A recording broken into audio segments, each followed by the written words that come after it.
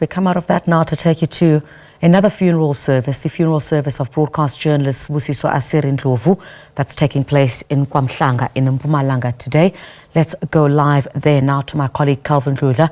Calvin, I just saw a few moments ago the coffin of the late journalist being lowered.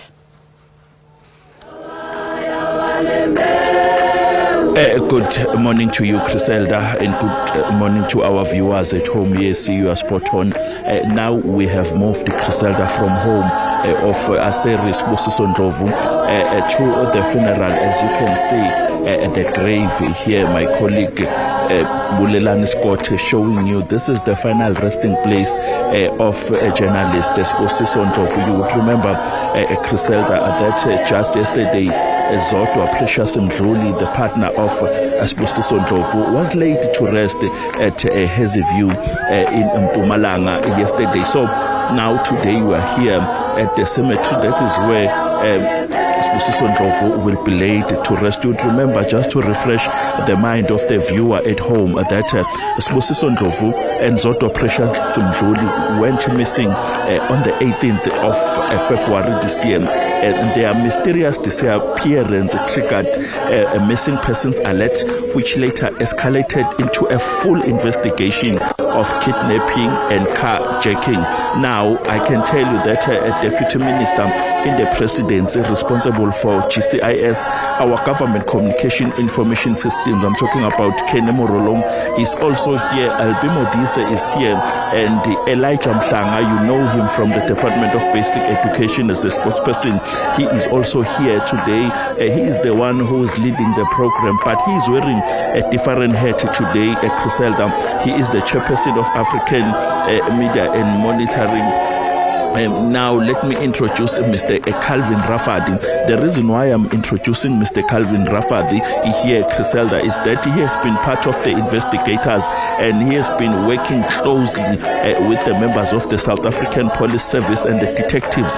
You would remember, Griselda, that when the case was opened, police opened a docket of missing persons and they assembled teams from Gauteng and Mpumalanga. So they also involved Calvin Rafadi to assist them. Mr. Rafadi, we are here today. You have been playing a huge role in terms of assisting the Ndlovu family and the Mdhluli family in terms of finding their relatives. So now you can tell us, the family is here in mourning, you're also mourning. How are you feeling? Hey, what a very sad day today, but we are very grateful for the turnout from the communities, the support from the Deputy Minister and the Presidency.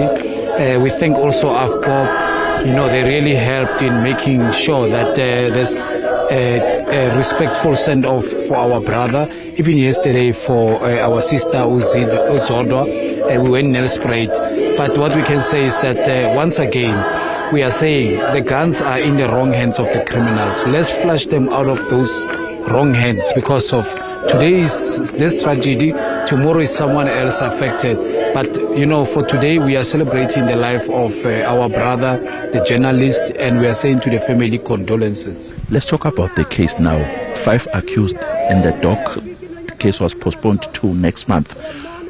When you were told that they want to rope you in this case, you didn't think that it's too much? Yeah, at first we thought it was just an easy case, you know. That's why we were having confidence, and even with the family, to say maybe they've gone somewhere and then they will return back.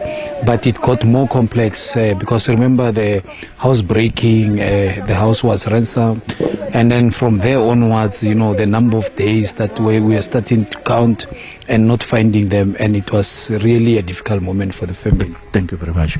That was Mr. Calvin Rafadi, a criminal expert. He is also roped in this case. I have to just say that, as I have mentioned, that the pair went missing on the 18th of February, and you remember, Griselda, when you covered the funeral of one of the police officers in Bloemfontein, General Fanny Masimula, speaking to you, saying that they have found skeletal remains that were in an advanced stage of decomposition. He didn't want to mention at that time, Griselda, if you remember, he didn't want to mention if those decomposed were of the missing pair, but later Brigadier Atenda Mate confirmed that they were saying that indeed those remains that were found at Fenthead were of the missing pair. So I have to tell you that we are at the cemetery now, and you can see, I think my colleague will be able to show you that now they are busy now with the grave. I have to say this is a sad day for the people or the community of Mahlabathini. One of the saddest days, Griselda, for the community of Kwamhlanga. One of the saddest days for the community of Mpumalanga province, as they are bidding their last goodbye, farewell to their son, Sibusiso Ndlovu. Because of time, Griselda, I have to say back to you in studio. All right, thank you very much indeed to my colleague Calvin Hludla, who is out at the funeral there of Sibusiso Aserie Ndlovu, that taking place Kwamhlanga, and that funeral service coming to an end in the next few moments, him now at his final resting place.